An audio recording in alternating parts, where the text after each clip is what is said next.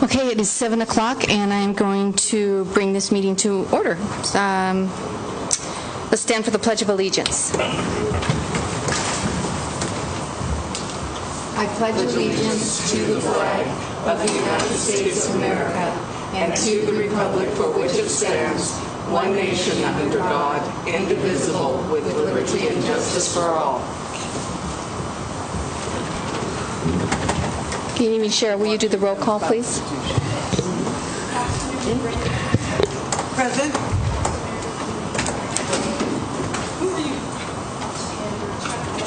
Here. Yes. Present. Here.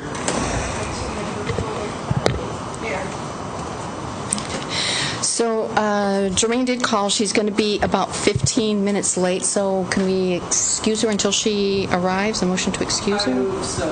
Excuse. Okay, do I have a second? Second. All in favor? Aye. Okay. Opposed? All right. So approval of the agenda. I'm looking for a Madam motion. Mayor, just wondering, can we add the late materials to the consent agenda? Yeah, when we get to that, let's do that. I'll entertain that motion at that time. Right now, I'm looking for an approval of the agenda. I move that we. I'm sorry. I move that we accept the agenda as stated. Okay. All right, so I have a motion by Councilwoman Dunley and seconded by Councilwoman Kinzer. Any discussion? All in favor? Aye. Opposed? Okay. Councilman Couch. Madam Mayor, I'd like to add the CVAA Asset Distribution Agreement late materials to the consent agenda. I second that. Okay. Any discussion? All in favor? Aye. Opposed?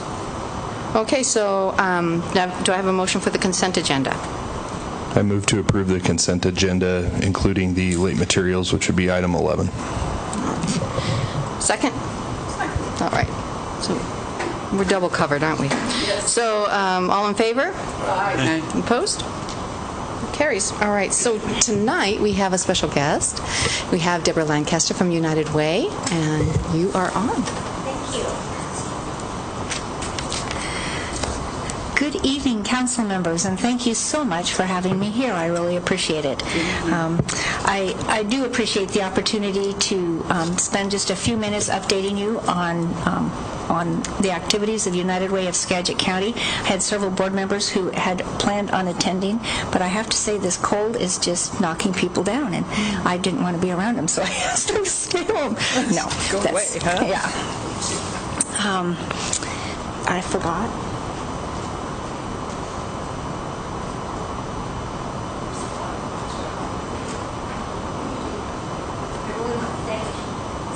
All of his help.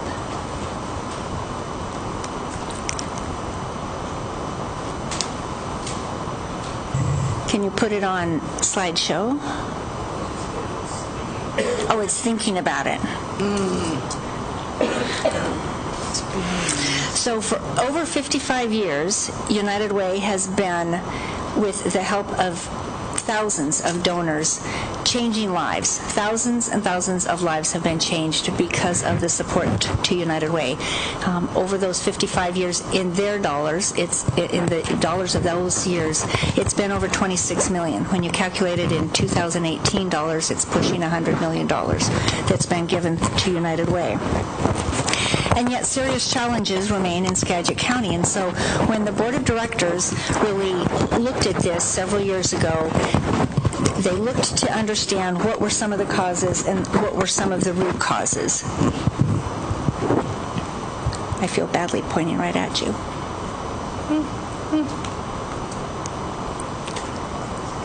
There we go. So I have a fabulous board of directors, and when they looked at this, they really thought deeply about it and said, so what is it? When we look at everything, what would be some of the root causes? And if Doug can make this happen, we're going to show a little video that we came up with that outlines it. It's just not even 2 minutes.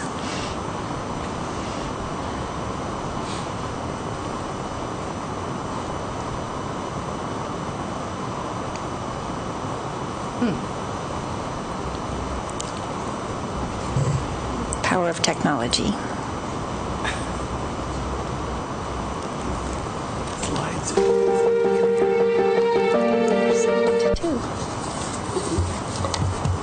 Stop something. Barely started. Go. Yeah.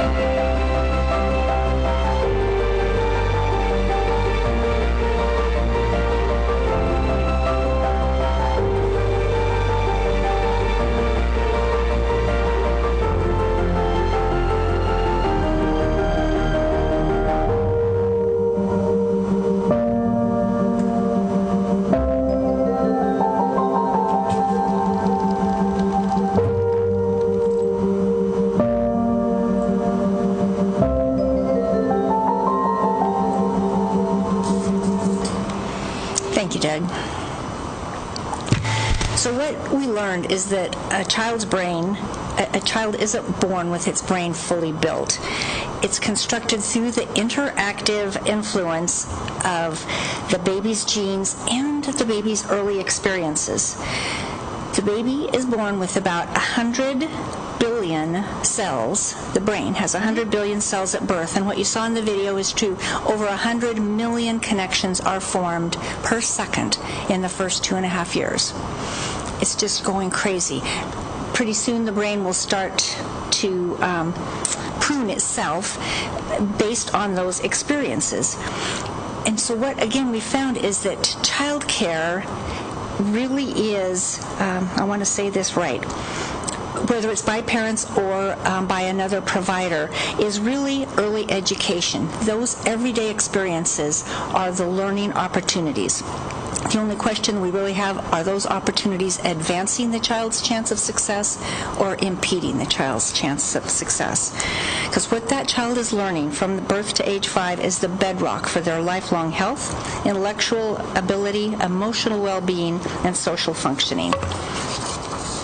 It's built over time, and this foundation is critical determinant of their academic and their economic success. And so while this sturdy base of early development isn't the only thing that helps determine their lifelong success, without it, the effectiveness of all the other work that we do as they get older is substantially reduced. I keep wanting to point it over there. So, why do we care? Why should we care if kids are ready for kindergarten? According to a study, 4 out of 5 employers believe that today's labor pool lacks the skills and abilities that are essential for business success. And according to the U.S. Chamber of Commerce, more than 2/3 of U.S. employers who are hiring full-time have open positions that they can't find qualified candidates for. In Skagit County, we know that we're importing some of our highest paid employees, while kids that grow up here are still looking for living wage jobs and affordable housing. So I've got some statistics here that I gleaned from the one of the handouts that you've got, which is the State of Children and Families, and it's put together with information from the Office of Superintendent of Public Instruction. and put together by the Northwest ESD over in Anacortes. So when we think about what I just was talking about, we're asked, so where are we here in Skagit County? We know, when you look at this, that there's almost 7,400 children in Skagit County that are age 5 and under, so that's pre-kindergarten age, 7,400. And the statistics, I'm sorry, don't exactly match, because the next number are children that are 6 and under, which is first grade and under. But there's just over 5,000 of them that have all parents working. So over 5,000 children in Skagit County have all parents working, but you can also see up there that there's just over 2,000 slots in licensed care. So more than half, almost 60-some% of the children in Skagit County are being cared for by family, friends, and neighbors. People who are loving, caring, and very well-meaning, but not trained. Not trained in what it takes to be kindergarten ready. So then, not surprising, but very disappointing, is the fact that in Skagit County, just about 36%, 1/3 of the kids entering kindergarten in Skagit County, only that number are ready. 65% of them are not ready for kindergarten.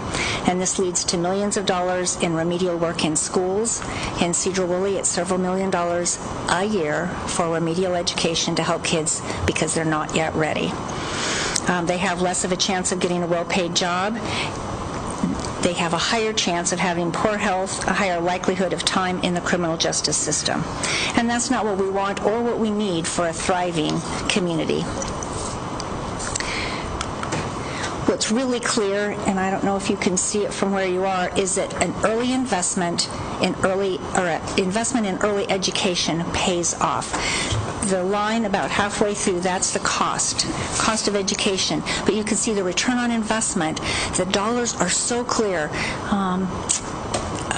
Professor Heckman is a Nobel Prize-winning economist, and he has spent decades looking through the data that shows that the return on investment, depending on how you look at it, is between $7 and $14 per year per child for every dollar that's invested in early childhood development.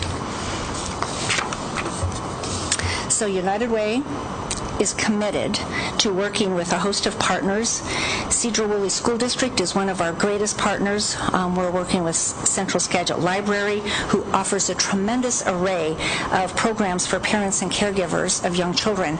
And what they would be the first to tell you, it's so hard. How do we get parents and their caregivers, grandparents, whomever, to know about these programs?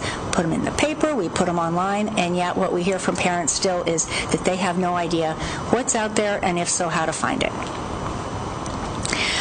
Another one of the handouts I've given you is a copy of the first 1,000 days. That's a report from the Population Health Trust's almost year's worth of work with almost 40 partners, all 3 hospital districts, school districts, clinical providers, pharmacies, as well as nonprofits, looking at maternal and child health, and more specifically the first 1,000 days, prenatal to age 2, 2.5.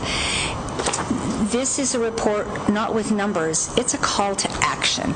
It outlines 4 main goals, and each of those goals has several strategies and then several activities.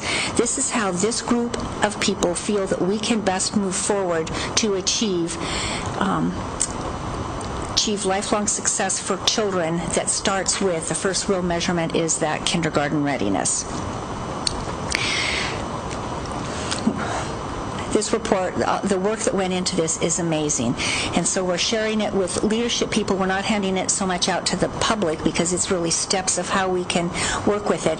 And so I share it with you to just start a conversation in the city of Sedro-Woolley to think about which one of those steps might be a good place for you in the city to lean in. How can you help your school district? How can you help your library? How can you help the thousands of parents? Because I forgot to ask in the beginning, how many people here are parents and grandparents? And so it's all of us. It's all of us that this helps. And even if you're not, I am not a parent, but I absolutely believe that supporting our children is the most important way that we can help ourselves and certainly help our future. So again, United Way of Skagit County's bold goal, very audacious bold goal, is that by 2025, all Skagit children entering kindergarten are ready to learn. So we're looking at going from 36% to 100% in 7 years. It is a big goal, and yet the loss to those children and their future, if we don't do this, is pretty high. So we would like help at minimum of just sharing this information. There's some more information at the back. Your children, your grandchildren, think about this. Where might there be some opportunities similar to what Central Skagit Library has to offer that we can make available for all families, regardless of where they live, what their socioeconomic status might be. In the back are also some kindergarten readiness calendars that we have heard from hundreds of parents how incredibly useful they are for even if it's not a 4-year-old child. There's some United Way brochures. There's my business card, and I left quite a few copies of these that's really not related to early learning, but just a quick plug. This is a fabulous no-cost opportunity for people. It's called FamilyWise, but it's for individuals too to save money on their prescriptions. Kind of a side note. That's my presentation, and I would welcome any questions. I have a question. I might have missed it earlier, but I was wondering because I remember seeing a presentation like that you did about this, I think a couple of years ago. Mm-hmm. And I'm curious if you had seen any progress in that time. We just started working on it. I can tell you that it's been a backslide. The data that we have, 36% of children, that was from 2017. 2016, there were 40% of kids ready. So we need to do more. Sedro-Woolley has started a Good Beginnings program. It was at Samish School, and I know they're trying to bring it. That's a pre-kindergarten class. Those are incredibly successful, but it's available in one school for a group of 30 kids. I honestly, sadly, don't know how many children there are in first grade or kindergarten in Sedro-Woolley, but we need to have those kinds of programs available for all kids. Some of those children are surely in the 3rd and 4th grade at Conception Regional School. Mm-hmm. I'm sure that they are. Many of them are in Head Start, along with Immaculate Conception. Those programs, the children in those programs are doing so much better than their peers from oftentimes more affluent families. The research is so stunningly clear that, as one of my earlier slides showed, you can make up for a lot of other things that happen in a child's life if you can really make those first few years, the first 5 if we can, but at least the first 1,000 days. It literally changes everything. It does, yeah. Yep. Any other questions? Well, Deborah, I want to thank you for coming. I think this is a bold and brave step that United Way has taken because you've really kind of diverted from what you've done past history. And I thank you for making us aware of what you're doing and giving us the opportunity, challenging us to see where we can actually fit in and possibly make a difference in a child's life. Thank you, Mayor. I appreciate it. Appreciate it again. And I appreciate all of your service. Truly, as a resident of Sedro-Woolley, I am very grateful to have you here. Thank you. Thank you. Thank you very much. Okay, and we will move into staff reports. Jason, you're up. Hello, good evening. Sorry, it's my day off and I got the phone call late. But hey, we're here. Chief Tucker is out of town. He's at the biannual Washington State Chiefs and Sheriffs Association. They do a conference twice a year. So he's over there with every chief and sheriff in the state in Eastern Washington. So he'll be back next week. Sergeant Blunt, Tamara, our record supervisor, is out for probably the next 3 to 4 weeks now. She had surgery, so she'll be out for a little bit longer. Later this week, if you're driving downtown, be careful, because we're going to be doing a crosswalk emphasis. So if you fail to yield for someone walking through a crosswalk, it might be a undercover police officer. and you might get in a little bit of trouble. Just saying, we're not going to pull any punches there. Can I ask you about unmarked corners where pedestrians are supposed to have the right-of-way? Specifically? Oh, how about Trail Road and Cook Road? Trail and Cook? Well, Where I take my life in my hand every day. Right, yeah, this is true. We'd probably have to go like further down the line to get the proper markings and whatnot on the street and signs and so on and so forth. Pedestrians do have the right of way. This is why we're going to try to do this. And You mean the roundabout? Right. Way the bleep down there. this is Which true. is not at Cook and Trail. No, I meant further down the line, the table.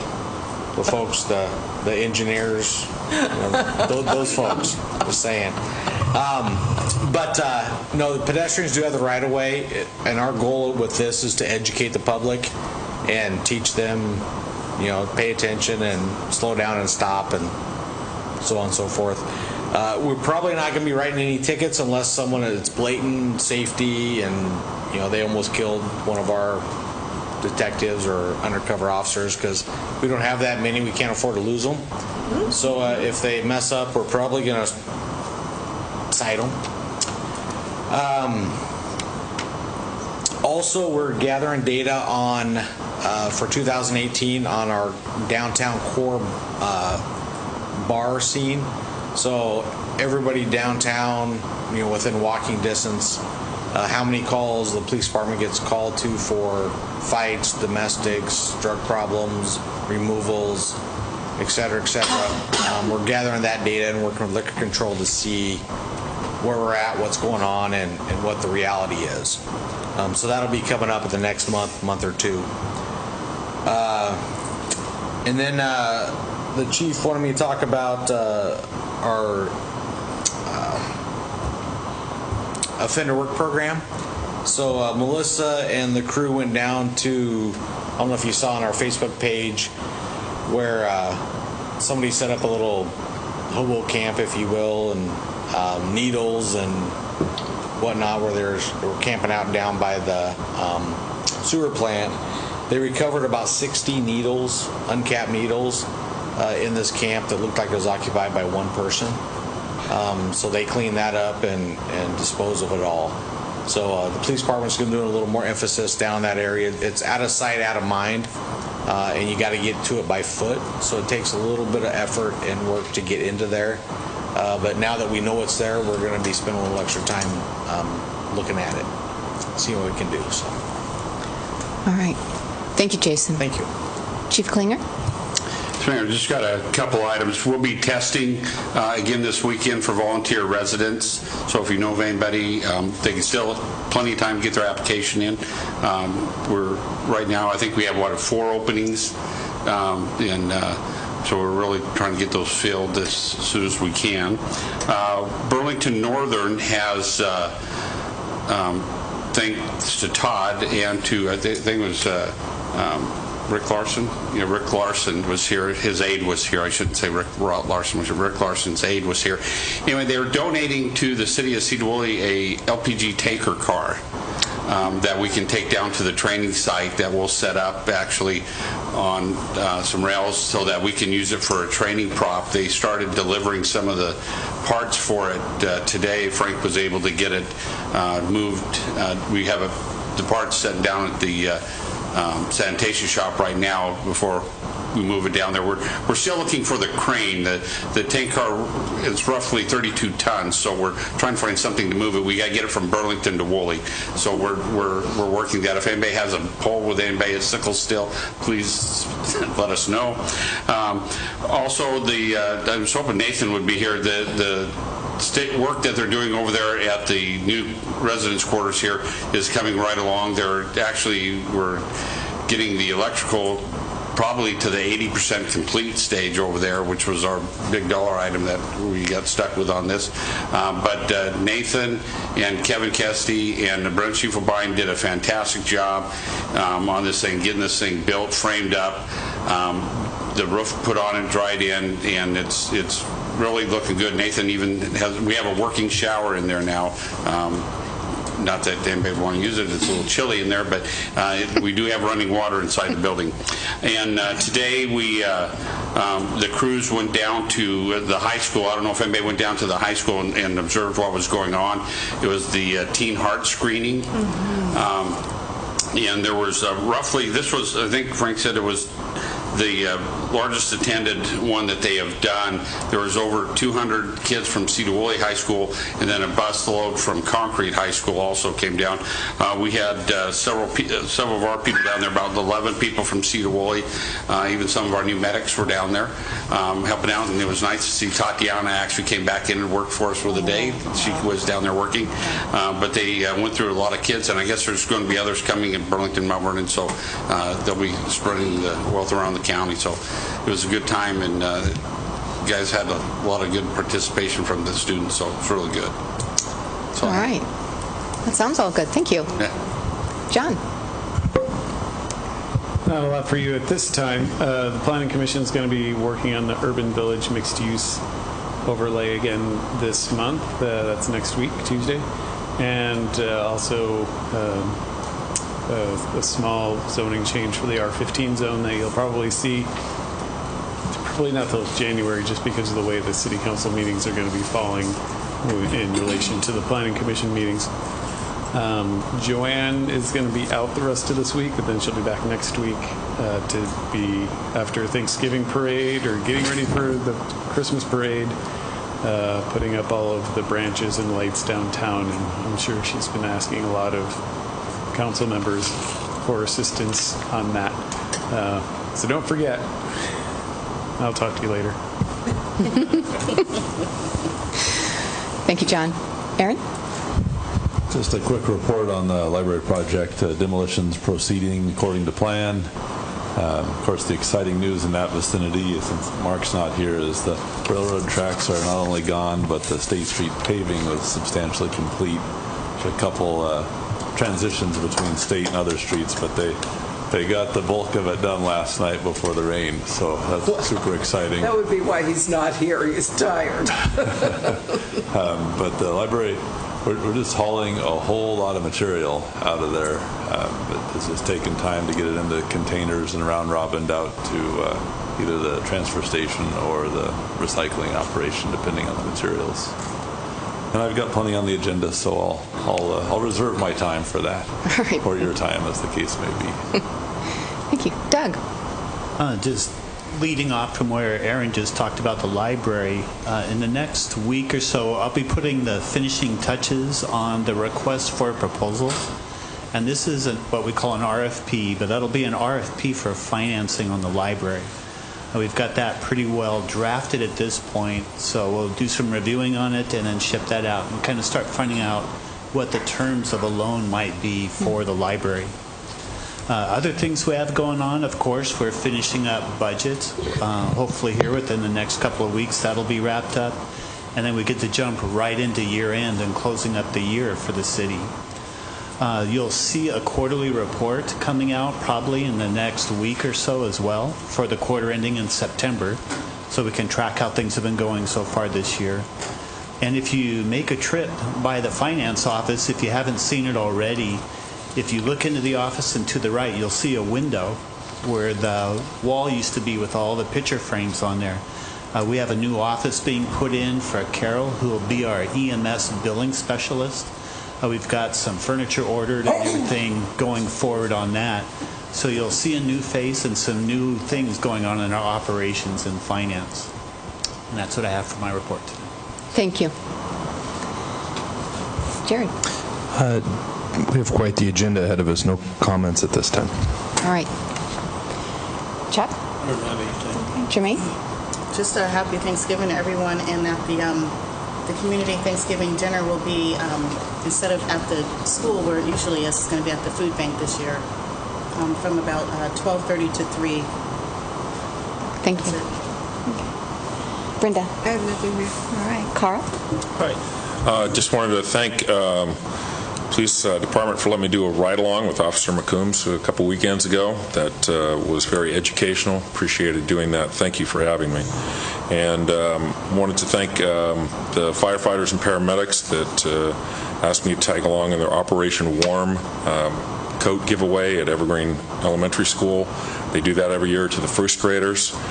They've given out over 6,000 coats over the past 8 years, and the older siblings tend to hand down the coats to the younger siblings, so it is a sustainable, great program that they're putting on there. Again, the State Street Project, I know Public Works isn't here, but had the opportunity to drive across that last night. Smooth. Looking forward to that on Ferry Street as well. Gonna make a point. And then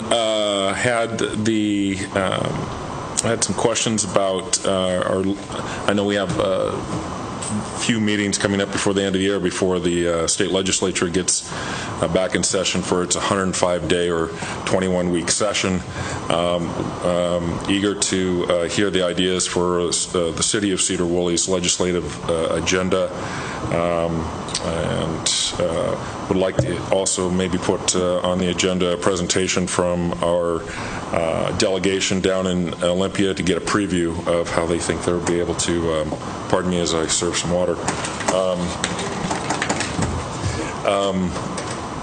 a preview of what they have in mind for Sedro-Woolley as well. And then, of course, they'll probably want to do a town hall sometime during that session to tell us how things are going. I had a question for Jason, and I'm sure it's loaded with a lot of legal stuff, and so I don't really anticipate an answer, but you had mentioned about that camp with over 60 needles and how inaccessible it is. What are the ideas for maybe putting a drone up there to take pictures, to kind of get a video to keep officer safety and also our public works safety folks to take a peek at that? I'm sure there's a lot of legal boxes to look at there, but it's just an idea I wanted to float, so to speak, speaking of drones. So that's it. Thank you. I want to thank the emergency services for coming and getting my husband, which turned out to be a kidney stone, his fifth. But he was in pain, and that was wonderful response. Also, I want to thank the United Way representative, because it's a reminder of what it was like to have a small child around and what their divines are, and how maybe parents could take this first step and just read to their children. I loved that when I was reading to my children. So it worked really well. Thank you. That's all. Thank you. Paula?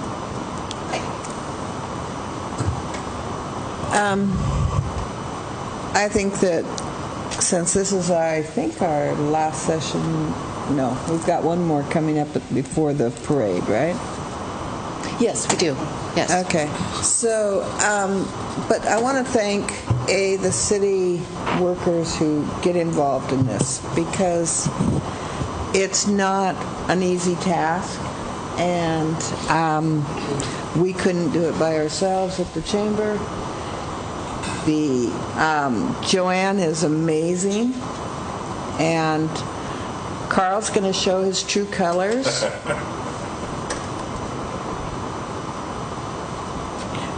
They'll be green.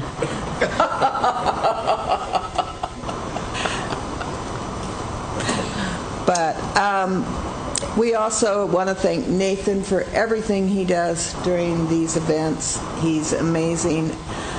He's taking care of the tree. We expect that to go up next Saturday. It is Shop Small Saturday, and I do encourage everybody to take advantage of that and to shop in our downtown core, especially with the retailers down there. They contribute all year long to the benefit of this community. If you go and ask them for something for a donation, you'll find that they're very generous. And so to me, it's very important that we support them as well. And I just thought I'd mention that tonight. All right. Well, thank you, and thank you to you and your team at the Chamber, because I know you guys work very hard to make those events happen, and people come from all over to watch them. So thank you, Paula. Thank you for all that you do. I also want to thank the citizens, and especially the businesses downtown, for being so patient with all the road work that has been happening. I know that some of the businesses have actually suffered because of that financially. It was a necessary evil, and as Carl said, some of the roads are even better than what they were. So I want to thank you all for that. Thank you, Jason, for coming in on your day off. Very gracious of you to do that. And then one last thank you also to Joanne. She has worked so hard on the wellness program here at City Hall, and it's quite a success. She makes it a success every year, and I just want to kind of throw some kudos out to her. So Joanne is a good asset here at the city.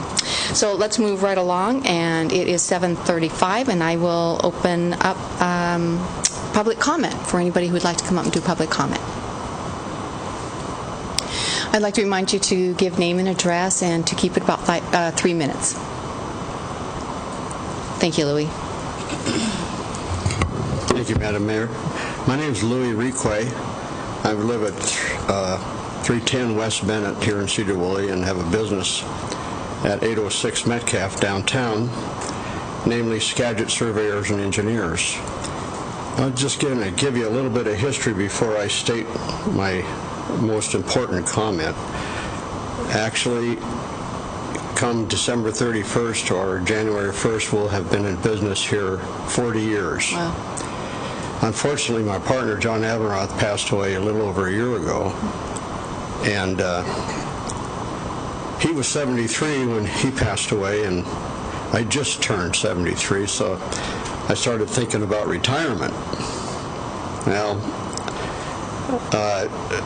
make a long story short, I do have the business up for sale, and John's widow, Dee Abernroth, is very motivated to sell also, including the building. Now, a little bit of history on that is that we haven't been in that building the whole 40 years. We actually started across the street in that little house at 330 Metcalf.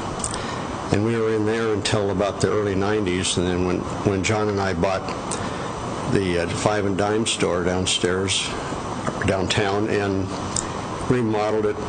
Took 6 months to do it, but we did it.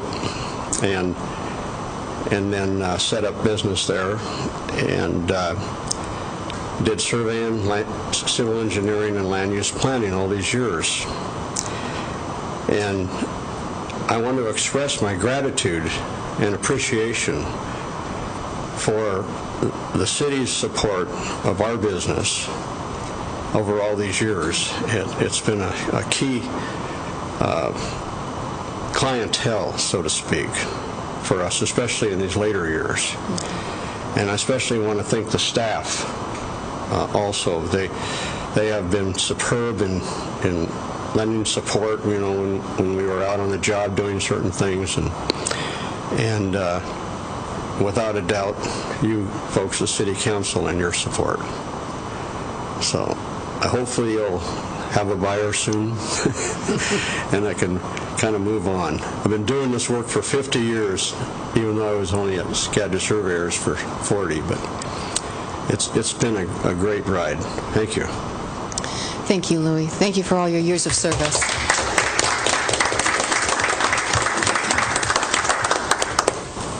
Is there anyone else?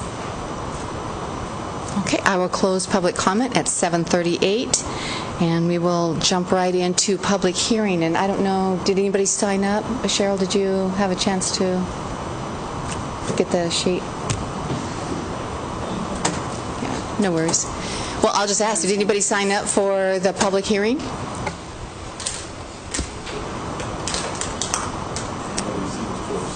No, okay. So open it at 7:39, and I'll close it at 7:39.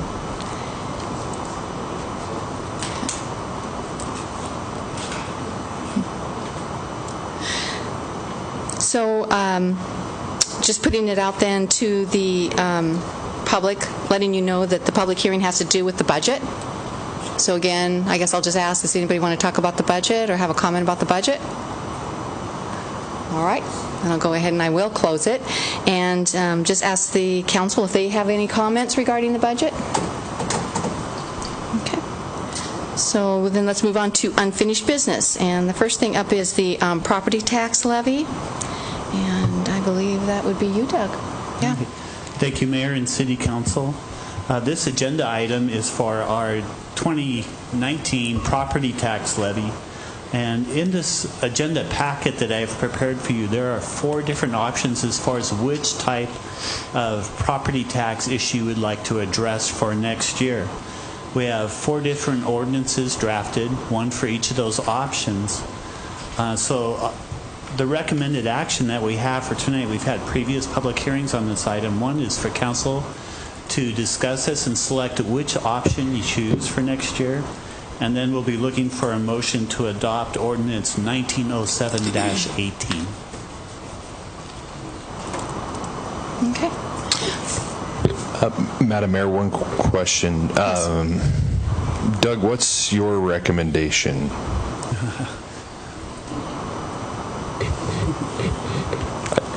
I think, of course, what I would recommend, there are a lot of different angles to a property tax increase. But what I would recommend from the finance side of it, looking at the economics and the different things we've discussed in our last meetings, I would at a minimum, I look at the 1%, and I think at some point we also have to talk about unbanking what we have banked. And I think there was one slide I prepared that showed what the cost of living has done over the last 12, 13 years compared to what the IPD and what the city of Sedro-Woolley has taken. And I think that differential is so great. We have not kept up with the cost of inflation.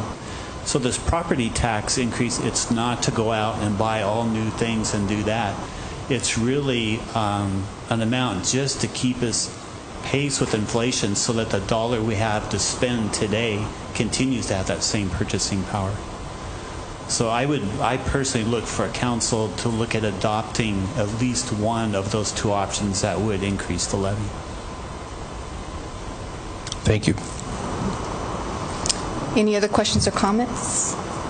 I have just a comment or a thought. I know we have some utility increases and such that we're looking at, and the plan would be to, the budget that we've looked at is to not do the 1% increase, but I just wondered if there's a need within the budget, since we're not doing the increase, if it's necessary to do the unbanking. Do we need it? Should we leave it there? Do we?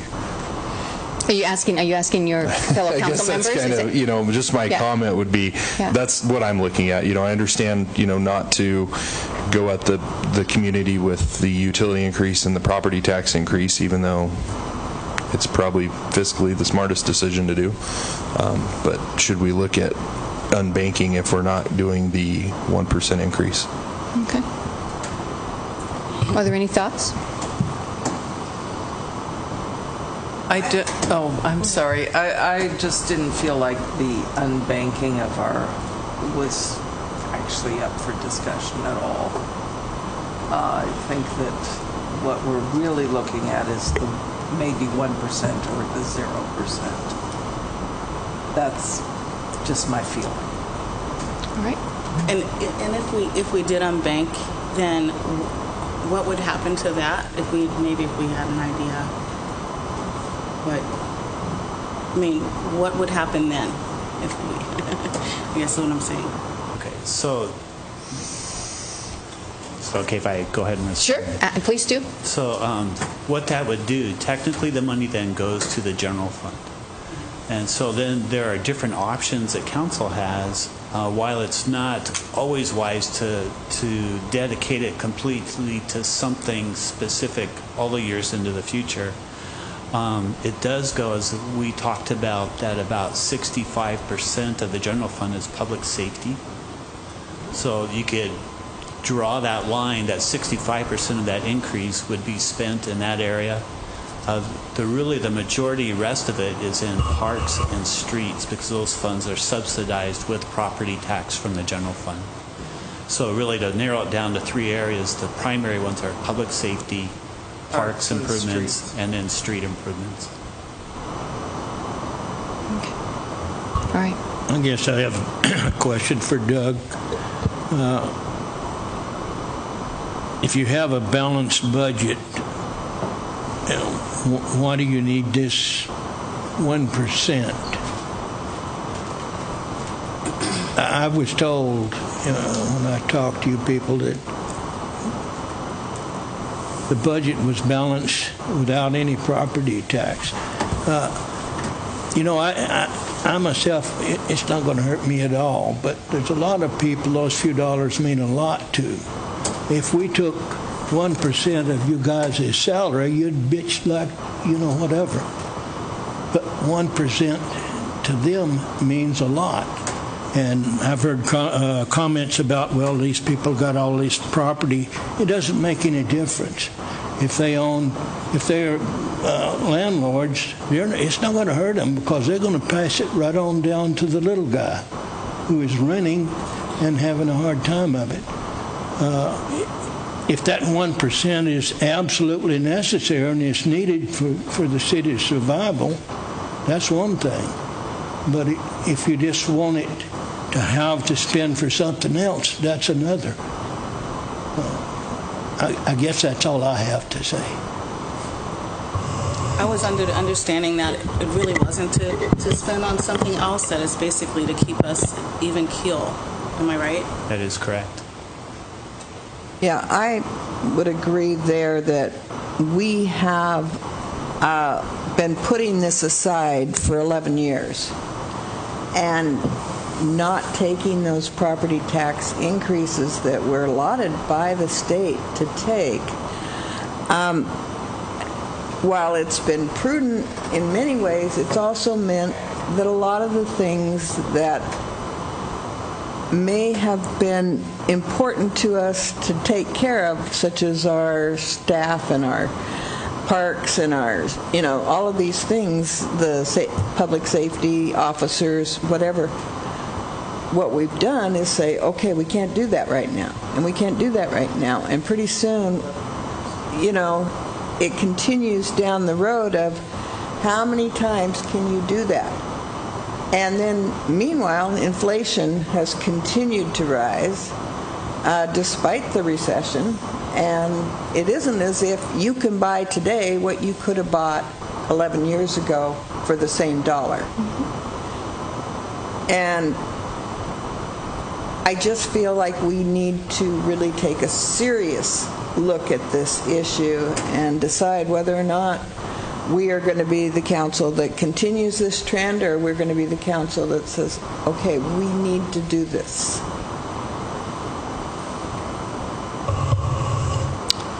Anyone else? So is there a motion? Does anybody want to present a motion? It is a second reading, it is a second reading. If you want to take... Okay. Yeah, if you... on the 28th, you can actually vote on this on the 28th if that's what you want, but this is a second reading. Or you can make a motion tonight, up to you. Not accepting the budget until the 28th. But with the property tax levy, you can accept that now if you want, or wait till the 28th. So just for information, the reason this is on tonight for action is we do have a hard deadline for property tax of the end of November. That's so right, it's we our preference to have action on this meeting versus the end, but if you need a third reading, then we can make that work. Okay. Well, see, I see this combination number 4 option, and I was curious. I understand what both of those would do separately, but how would they work together on banking and the 1%? Yeah, so then the total dollar amount of that combination would be pooled together. So our property tax levy that we get each year, total amount of property tax would increase by that amount. So it doesn't come in pieces. The county will actually pool that together and send that to us. And this is only on This is only on what comes into Sedro-Woolley. We're not taking it on your entire tax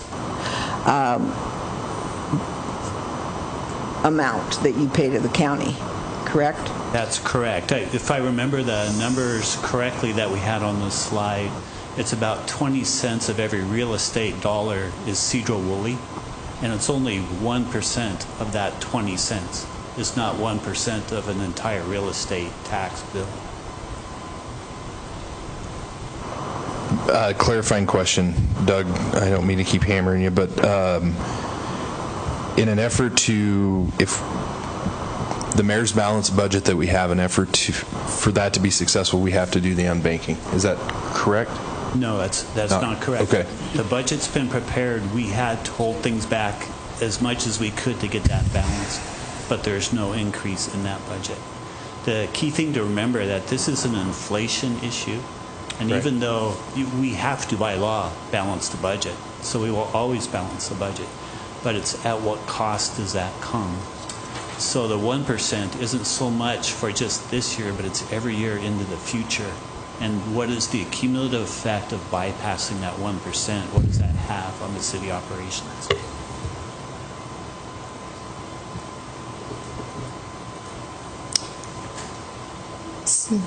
So what is the council's pleasure? I would like to move that we accept the one that has a 3.644% increase as ordinance number 1907-18. That's ordinance option 3. I think it is, yes. So that's just the unbanking? And so just to be clear, ordinance option 3 It's just the is unbanking. unbanking of the banked property tax levy, which is in the approximate amount of $67,071 or 3.644%. Yeah, it's just the unbanking. So we have a motion by Councilwoman Dunlea to accept the 2019 property tax levy with the unbanking of the banked property tax levy. Is there a second?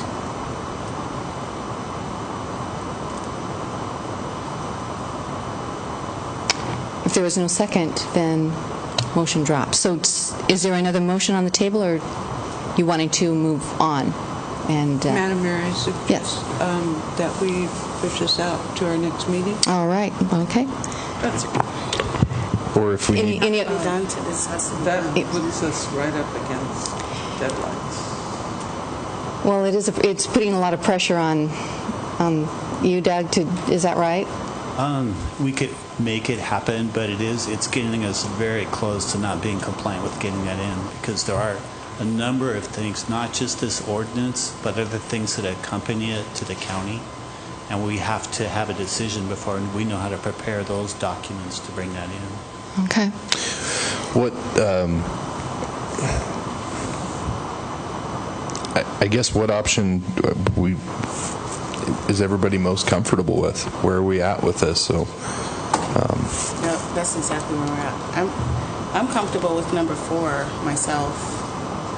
So number 4 would be the increase of 1% in the property tax and unbanking of the banked property tax levy. For 4.6. Are you making a motion, Shireen? I'm making a motion for option 4, or just what you just said. Okay. There's a motion to increase the 1% into the 2019 property tax levy and the unbanking of the banked property tax levy. Is there a second? A second. We have a second by Councilwoman Kelly. Discussion? All in favor? Aye. Opposed? Aye. Opposed. Okay, the motion did not carry. can we have a Yeah, show of hands. Let's show of hands. So all in favor? So Paula and Jermaine and Jared opposed? Yeah. Are you opposed, Paula? No. Oh, so opposed is Chuck, Brenda, Carl, and Judith. So the motion does not carry. Were you able to get that? Okay. Oh, okay. All right, so I think we're just going to, not unless you want to try it one more time, something else, otherwise I'm going to put this off, as Brenda suggested, to the 28th. Oh. I don't know what we're going to accomplish between now and the 28th. Okay, so something has to get passed in order to move on then. I mean, we've been talking about this a long time. We have been talking about this a long time. This is a very challenging and difficult situation. I agree. I'm sorry, I just don't see this option. I'm having a problem finding it. Which option are you talking about, Judith? The one that was put... Number 4. No, it's number 4. It's on page 118. 117, okay. I'm way past that. Okay. Whoa. Right there. Number 4. Yes. Brenda, please do. I see. I'm sorry. Madam Mayor, I'd like to make Okay, Judith, please. Judith? It's just a little... Judith, you're out of order. Madam Mayor, I'd like to make a motion for option number 1, 0% property tax increase. All right, there is a motion on the table for the increase of 0 2019 property tax levy. Is there a second?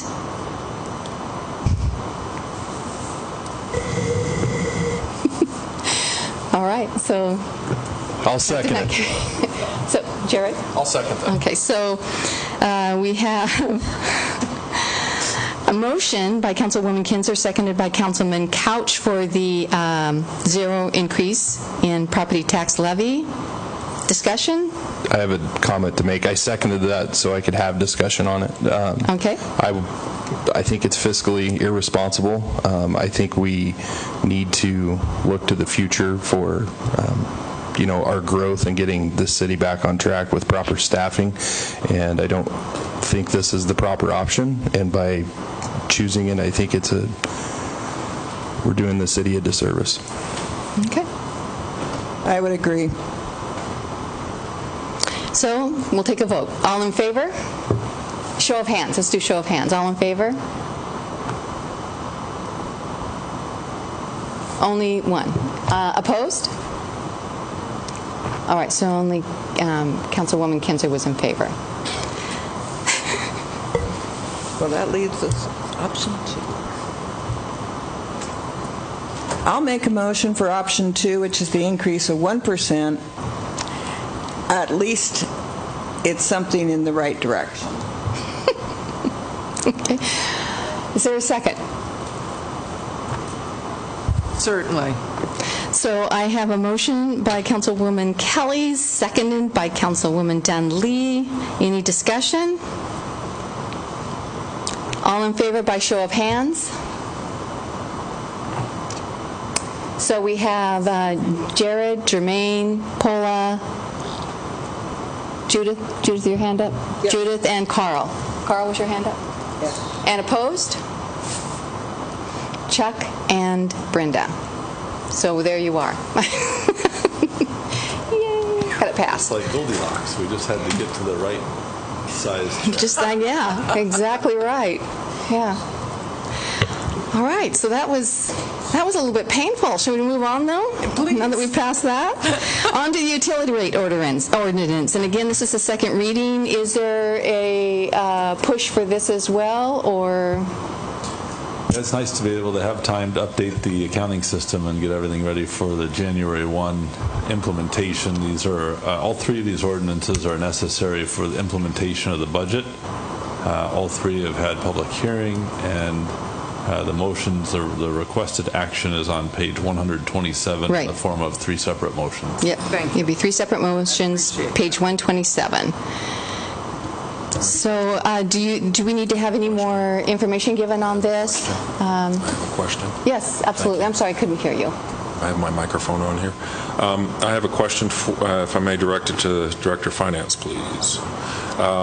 In the briefings that we've received and the draft budget, there was no property tax levy. It was at 0, and there was utility rate ordinances. Now that we've passed the increase in 1% in property taxes, is it necessary to reach the same number by doing utility rate increases? Thank you. Okay, good question. There is still the need, and there is still the need to do that, because property taxes support your governmental funds. So that is what people see as fire, police, parks, streets. Utilities are a different type of fund within the governmental accounting structure, and they're supported by rates themselves. So property tax revenues are not spent into the utility funds, and utility funds by law cannot spent in the general fund as well. All right, so those are firewalled between each other. for my neighbors like Mary Q. Public, it's going to be, this is my taxes and this is my tax bill. And I get this level of service throughout. They see it very generally, correct? Correct. So there is no recalculation back into the budget because we passed the 1% increase in property tax that we could do a reduction of utility rates. Is that correct? That's correct. Thank you.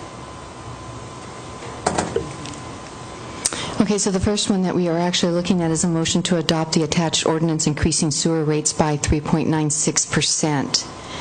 Madam Mayor, I move to adopt the attached ordinance increasing sewer rates 3.96%. All right. Second. Second. Okay, so we have a motion on the table by Couch, seconded by Cornegay. Any discussion? All in favor? Aye. Aye. All opposed? All right, so it looks like motion, and this would be ordinance 1910-18 to adopt the attached ordinance to increase sewer rates by 3.9%. So then moving on to the solid waste recycling. Any discussion there?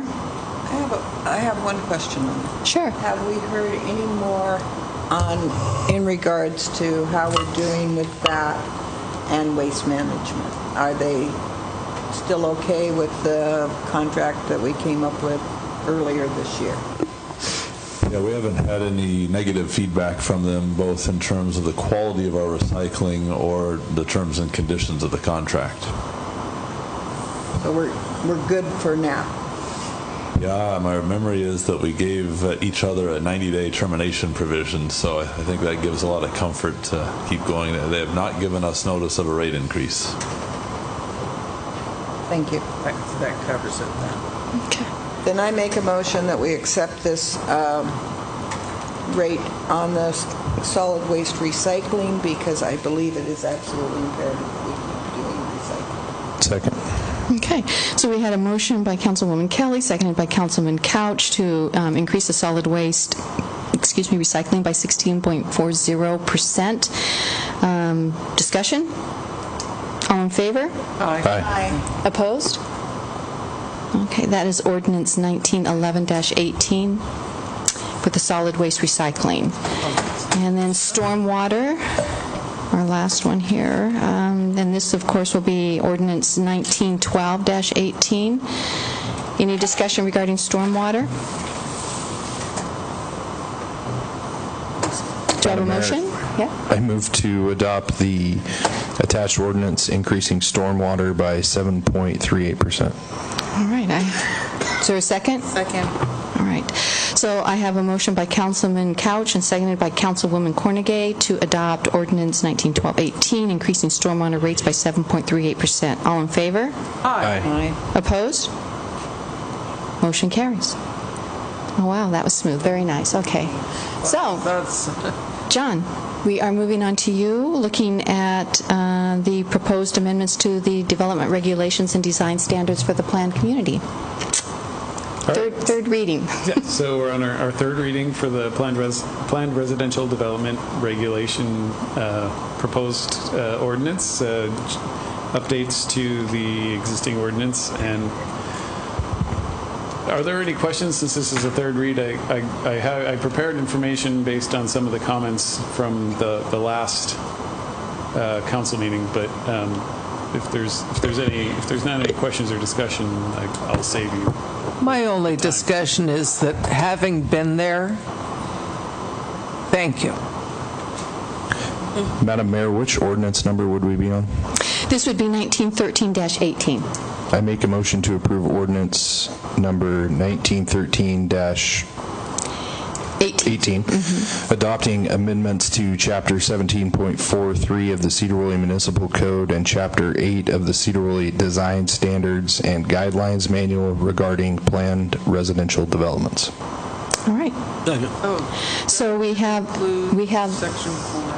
a motion made by Councilman Couch, seconded by Councilman Owen to approve the amendment. All in favor? Aye. Opposed? All right, motion carries. And now on to new business, the utility tax rates. This is the first reading. No action is required. I think, Aaron, are you doing this one?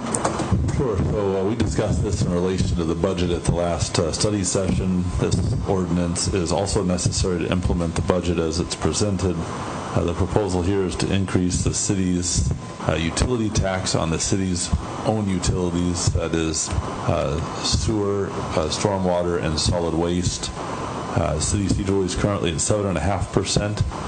And this would move that to 9.5%. The last time there was an increase was in June of 2014, when utility tax went from 3.5% to 7.5% to fund 2 new police officers at the police department.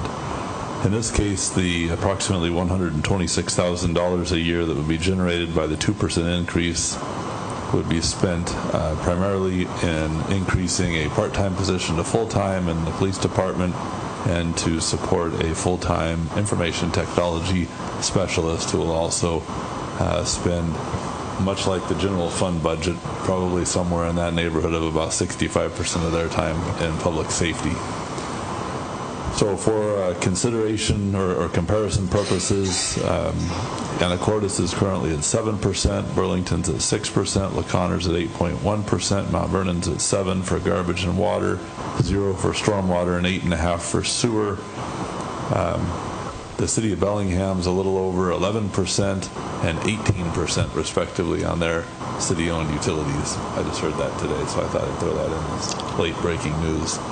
Utility taxes, I think Doug gave as part of his presentation, I think it was at the last meeting, they become a significant tool in the city's toolbox for a city such as Sedro-Woolley that is so near to a different retail core, because they're something that's within the council's ability to control.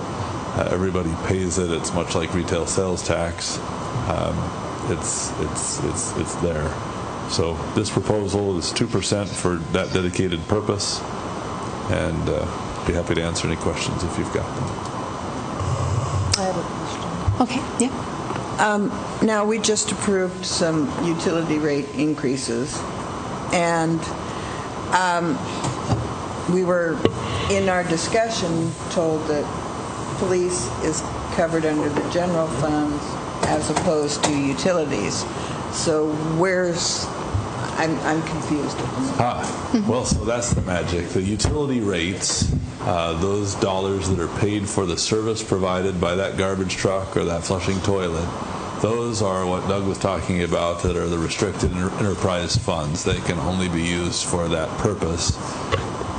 With a little star note that some of those funds do support general government to the extent that general government is supporting them. So in Doug's role as finance director, or in Cheryl's role as a payables person, our utilities do pay parts of their salaries to the extent that they're supporting the utilities directly, and that's based upon a frighteningly complicated formula that Doug has to manage, and the auditors have been checking rather detailed, at a detailed level in the last several years. So that's one piece. Utility taxes, however, are just revenues to the general government, and that's what this is. So all of the utility taxes, while they're generated on the utility bill, those are not enterprise funds. Those are just general government taxes. They are, in fact, not a tax on the citizens, but a tax on the utility providers themselves, and then they're generally passed along. So examples are, gas company, we run a 6% tax, cables 6%, telephone 6%, electricity is 6%, water 6%, effective about 4.5%, and then our utilities would be 9.5%. So our utility tax now comprising a very significant part of the general fund revenue. Aaron, Yeah. for the sake of simplicity, would our 1% increase in property tax be able to fund part of what we're looking at for this utility tax increase? Well, I mean, I think the technical answer is it would fund about 19,000 of the 126,000. But if you did that, then all of the conversation that you had with Doug about the tortoise and the hare and inflation would go out the door, because that 1% then would be fully dedicated to funding these two positions, and they will continue to grow into the future. So if the goal was to deal with inflation, then the answer is no. If the goal is to have essentially the status quo budget, then I think the answer is yes. You could do that. Okay, just want to see the big picture. Yeah. Further, That's a good question. And I think it's important to note, too, that these have not been raised since 2014. Is that correct? Yeah, so it's been 4 years. Okay, so my question here is then, if you're saying that this tax is put onto our service providers, such as Cascade Natural Gas or PUD or whatever, is that then not passed back on to the persons purchasing those services? Oh, no, it definitely is. If the city of Sedro-Woolley imposes a utility tax increase on the city of Sedro-Woolley, that tax increase is passed on directly to the customers. Yeah. I guess I just wanted to make the point, maybe that's just the technical nature of it. It is not a tax on the people who pay the bill. It is a tax on the utility. They pass it along, which is no surprise. If I may. Please.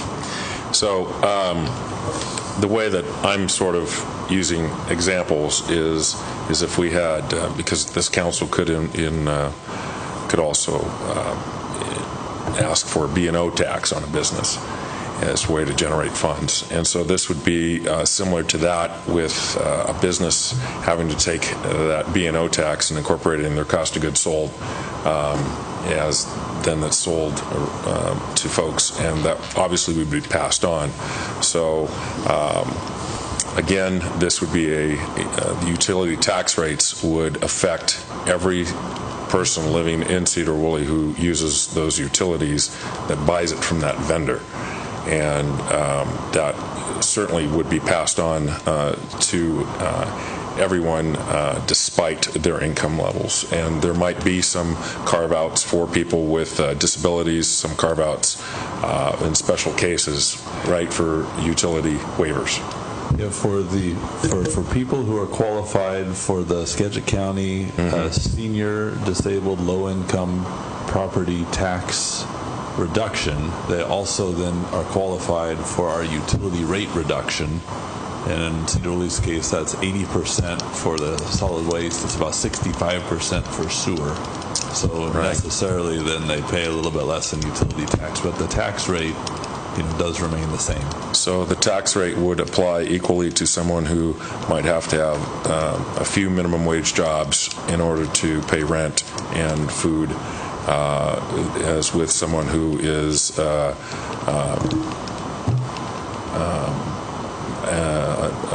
engineer for a high-tech company would pay the same exact rate. The rate's the same. The basis would be different if they qualify for the property tax reduction, because their bill would be lower. Okay. Thank you.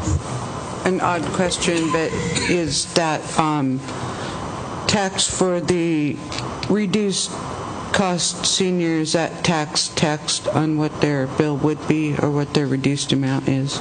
It's the reduced amount, and so that's the tax is actually on the gross revenues of the system. So that's how that would be apportioned out, is based upon what each user pays. So your biggest utility tax paying customers are going to be our commercial folks who have volume-based bills and large garbage usage, because their bills are just higher. Oh, sure. Absolutely. Go ahead. So is this been funded, is this part of our balanced budget? I mean, did we have this in that expectation? Yes, that $126,000 in revenue is in the balanced budget, and this ordinance is therefore necessary to implement that budget. So I guess the other way I'd say that is if you didn't want to increase by 2%, we would need to take $126,000 out of that budget. These dollars are currently used to fund the IT specialist and the police department records position. Which are both safety. I have a follow-up then. Safety. Because I'm trying to reconcile the statements of earlier that if we went with the property tax, which we did, of 1%, and did not do the utility tax rates, did I hear you correctly that we would not be covering inflation, but we'd still have the mayor's balanced budget?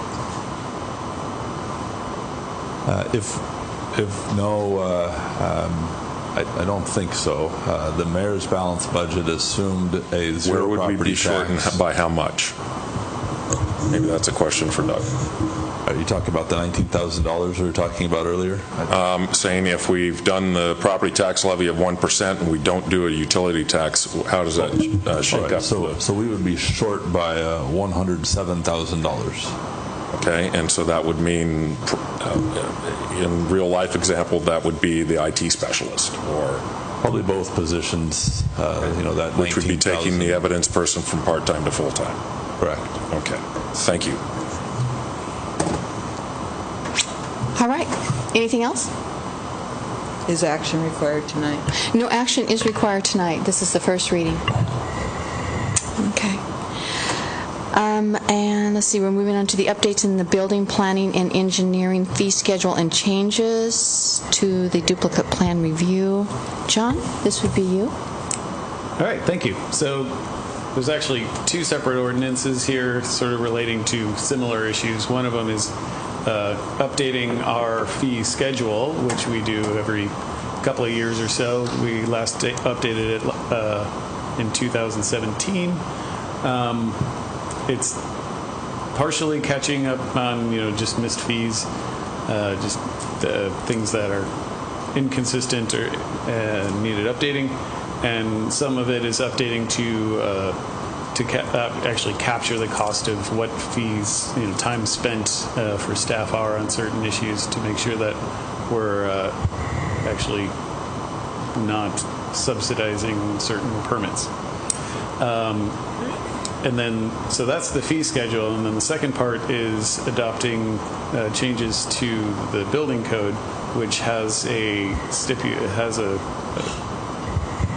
stipulation in it, a section of code that allows for a discount plan review on duplicate plan reviews. Other jurisdictions don't offer this, and as we're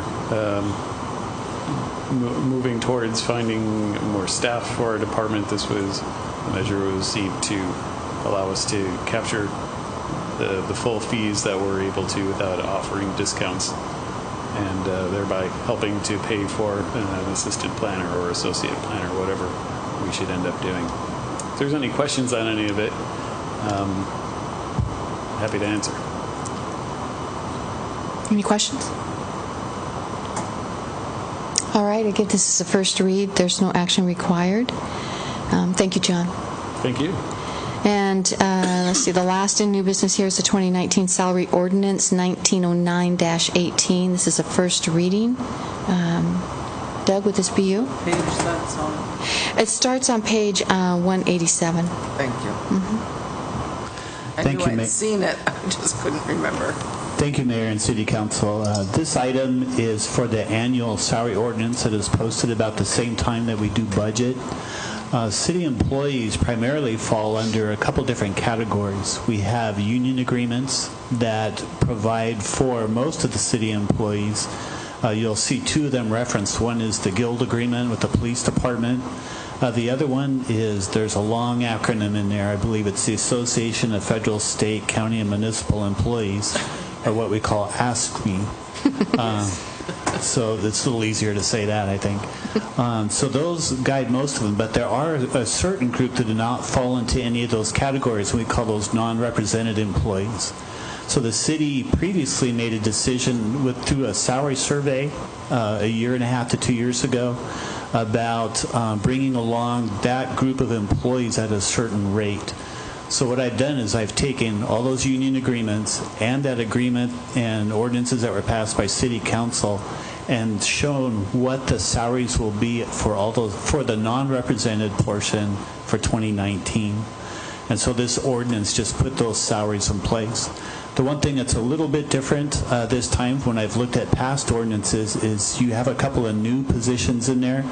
We have the firefighter paramedics in those, and because they're not all hired at this time, I put a salary range in there so you could see the range and not the specific salary. So it looks a little bit different this time, but next year when we talk about this again, we'll have that solidified and you'll see certain specific numbers in there at that time. So that explains why it may look a little bit different than what you've seen in the past. This is for our first reading this evening. Okay. Any comments? Doug, I have a question on section 5. It says, is that a change, or it says amended to read as follows? I can grab that. That's something the council started doing annually, I think about 5 years ago or so. So the city council has the authority to change the mayor's salary at any time if they increase it. They can decrease it, but it won't take effect until there's an intervening election. And so the section 5 has changed for about the last 5 years annually to include the same COLA as is given to the non-represented staff for the mayor's position. No. All right. Anything else? What's the percentage change? That is, I believe, 2.5%. Maybe. That seems like it. Just 1 second.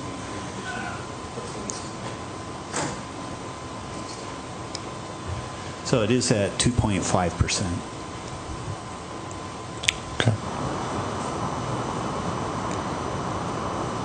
Okay, so if there are no other comments or questions, that is it as far as new business. Any questions or comments regarding the information-only items? Or anything for the good of the order? Okay. Have a good Thanksgiving. Yeah, all right. Yes. That I will second, third, fourth, fifth, sixth. All right, if there are no objections, we are adjourned.